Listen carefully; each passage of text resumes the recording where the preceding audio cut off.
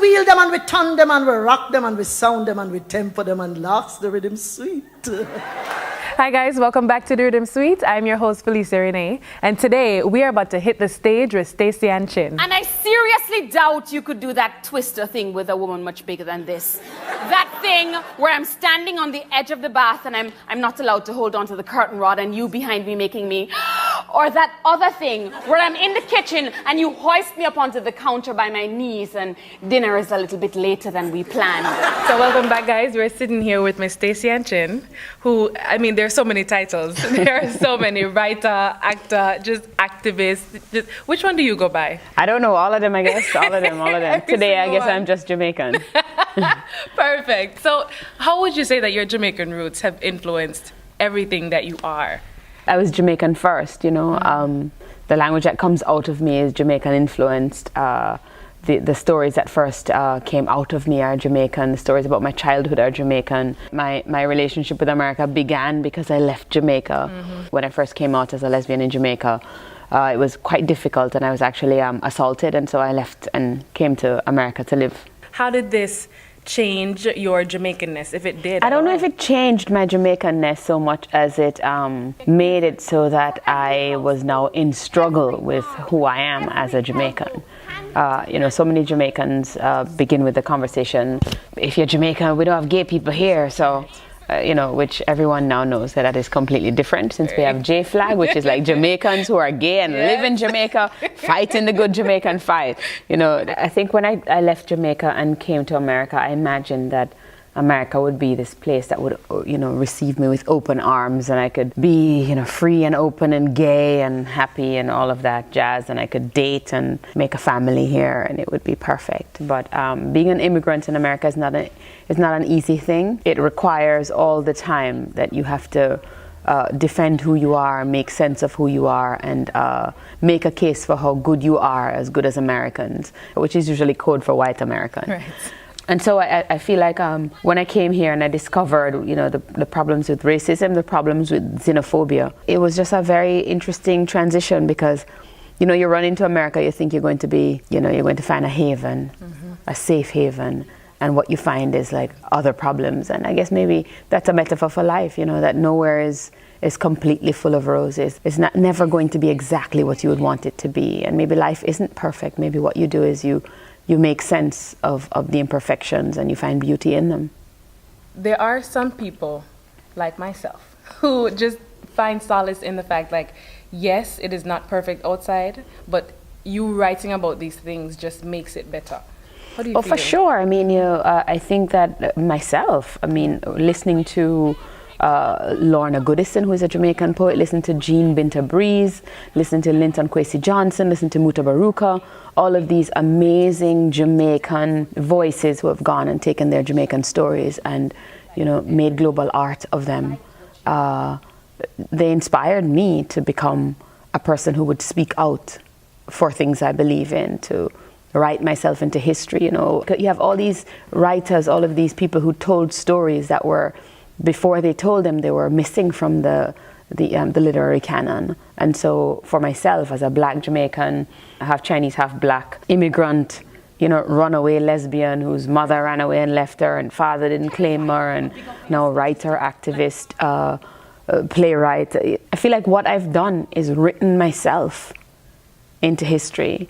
And I encourage all the young people out there with stories. If you don't see yourself in history, pick up a pen, pick up a guitar, pick up a violin. I feel like I just want to sit down and listen to you speak. Because you speak so much truth and there's so much passion in that. You literally lay your life out there for people to see. And you've spoken quite often on how people pick it apart, or they try to. Does this affect you? I'm sure it does on some level. I mean, you saw the play. This play has a moment in it when a homophobic, idiotic troll from the internet said something horrible to me, and I was so deeply affected by it. But when he directed that to my kid, I got angry and found my voice again. But in that section, I was negatively affected. You know, I felt smaller because of what he said to me, and I began to believe that what he said was correct. You always have moments when you're affected by everything in the world. You're affected by what people say to you.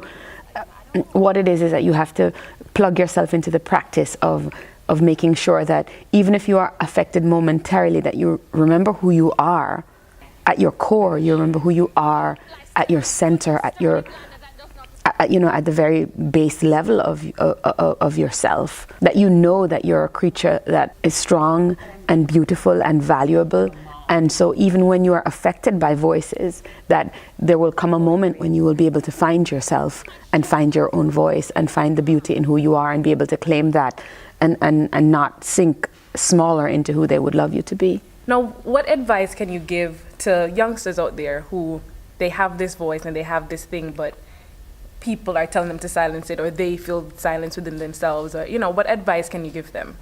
I think maybe this piece of advice is good for everybody. You just have to know yourself. I can't tell anybody what to do or what not to do, but I can say that you must know whether it feels right or it feels wrong. There are many ways that information comes to you, and some of it is inside of you and some of it is outside. You have to find people who you love, people who you trust, people who you can talk to about things that are affecting you. Where do you feel most comfortable writing? Where do I feel most comfortable writing? I think when I was in my 20s and my 30s, before I had the kid, I used to I like to sit at my desk, or I like to sit in my bed and write, or I like to go to a cafe, and in the afternoon, in the morning I consider a poem, and in the afternoon I will write, or maybe I have a poem going on in my head for days. Now it's when the kid is not on me, I write something. Now, are you one of those write until something comes, or wait until something is there to write down? It depends. If I have a deadline and I don't have anything in my head, I write it. Have you considered taking it back to Jamaica? I have gone back to Jamaica many times. Jamaica is home, and I've never run away from being able to speak in Jamaica about who I am and what I say. You can't therefore in a chat, and then you can't go home and speak your truth. I mean, I think my integrity would be challenged if I were to speak outside of the island and then can't speak when I'm there. Yeah. What is next for Stacey Ann? Well, I have to finish this run of this show here now, and when I'm done, all the things that people have been asking me to do and I can't do because I'm doing the show, I'm going to do them. What is it that you want people to take away from when they see your performance, when they read the books, when they see the poems? What do you want people to take away from?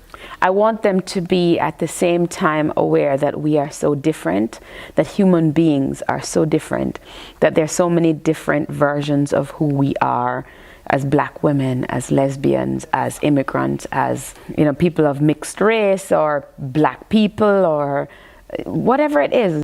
I want people to look at me and you and see that this is a black girl and this is a black girl, and we're different and that we're same. And if you put a white girl up here, that there's something in us that will respond and that will resonate as universal.